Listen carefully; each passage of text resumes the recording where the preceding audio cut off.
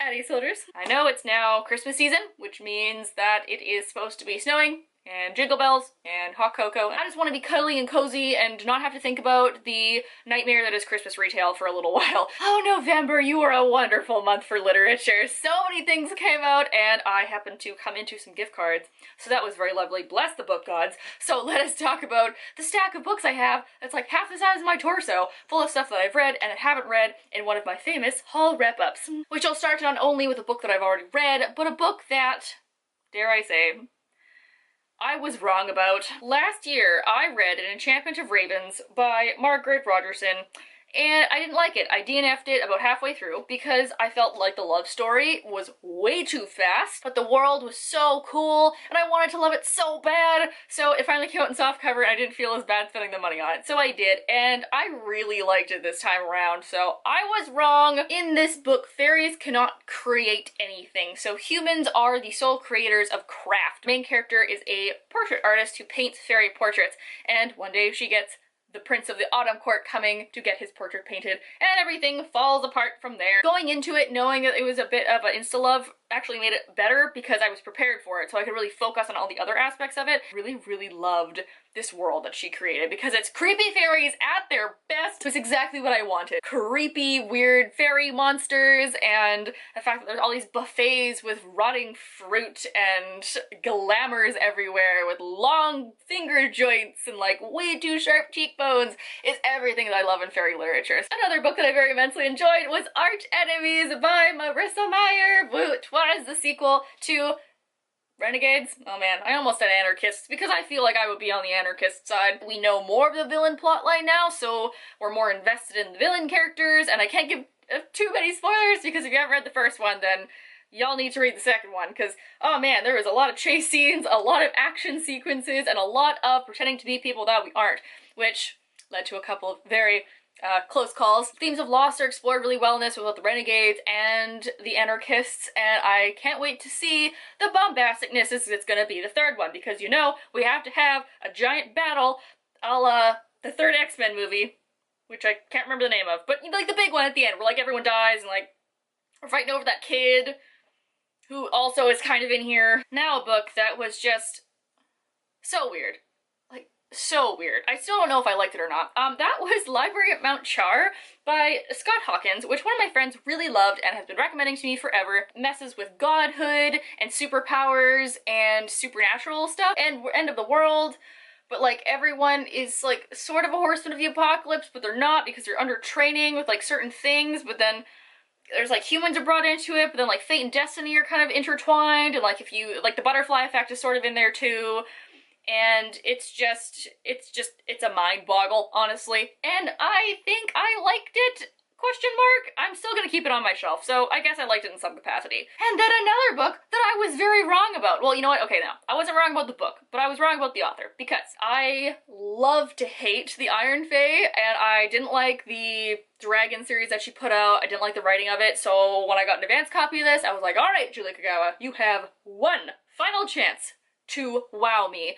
And yeah, okay, she did. This is a Japanese-inspired mythology book about this girl who is a kami, so she's part Kitsune, which is like a fox trickster spirit god, and the fact that she is going on this long adventure after her temple gets burned down by demons, and now demons are here. I really enjoyed this, actually. I thought the writing was so much more sophisticated than her other novels. I really loved the fact that we finally have a character who is Japanese from a Japanese author instead of some white girl who doesn't know what the hell she's doing. The main character is really cute and sort of naive, but also a very strong character. I really enjoyed her. I really want to know what's going to happen with her powers because we didn't quite go into them as much as I wish we had. And the Dark Samurai plotline, I just absolutely loved. So I would actually give this a shot, like would recommend. There's another book that I just finished that has possibly one of the most gorgeous covers in the history of book covers, and that is Girls of Paper and Fire by Natasha Nagan. Depending on how human or how demon you are, you look more or less like an animal, which I think is really cool. Very different than what I've ever read. It's about a girl who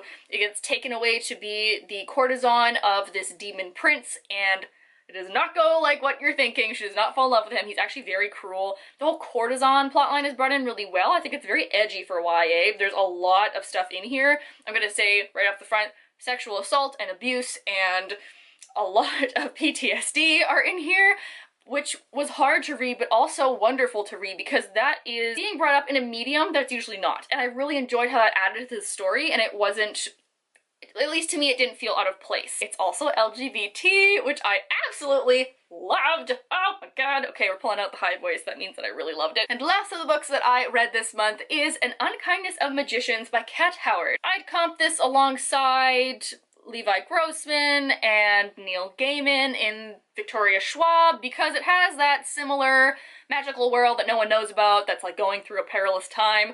And so we have a bunch of wizarding houses going through a tournament to see who is going to be the next leader, I guess, of the unseen world.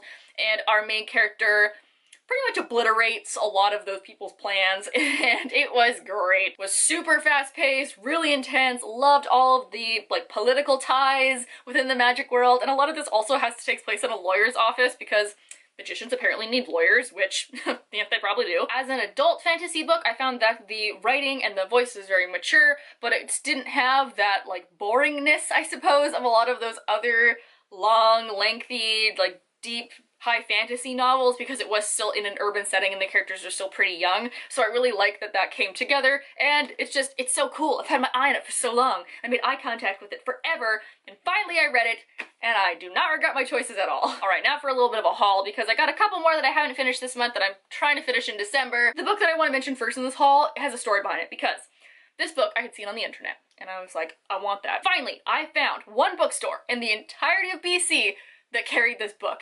And so I called them right away and I was like, you have this book, I really want it, like, can you get it for me? And they were looking and they were looking and they're like, we can't find it, like, it says we have some, call back later. So I did, I waited a couple days and I called back. I'm like, do you have this book, I really want it, can you find it? And they didn't find it. And I was like, you know what?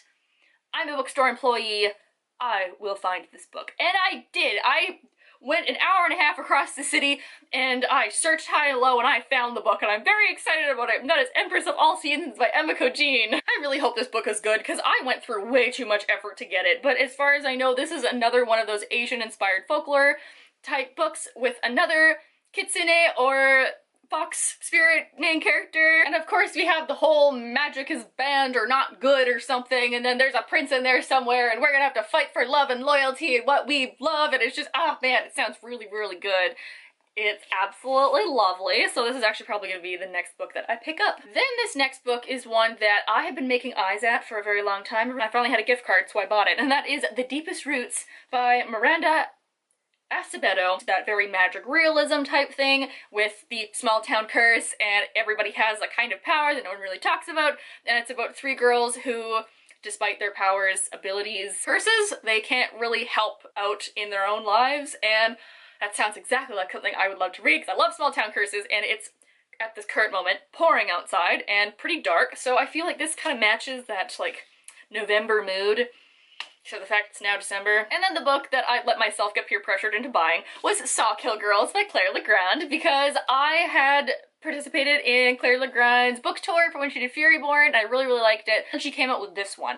And at first I was like, these kind of like thriller, murder mystery type books aren't really my speed. And then one of my friends kept me up until like 2 AM on Snapchat, constantly putting up these amazingly intense updates on her reading it, so now I need to read it. I'm still not sure if this is supernatural or like serial killer, maybe both, I really hope so. And to end it all off, I'm going to talk about a little poetry book because I love Nikita Gill. She's one of my favorites, and the fact that now actual bookstores carry her books, I don't have to jump through hoops on fire with a sword to get them online. I can just go down to my local bookstore and buy one. I'm very happy about. This one is her latest one, which is Fierce Fairy Tales, where she takes the traditional fairy tales and kind of turns them on their heads and talks about them in a feminist light, and I can't wait to start. I'm actually really disappointed in myself that I haven't started this yet.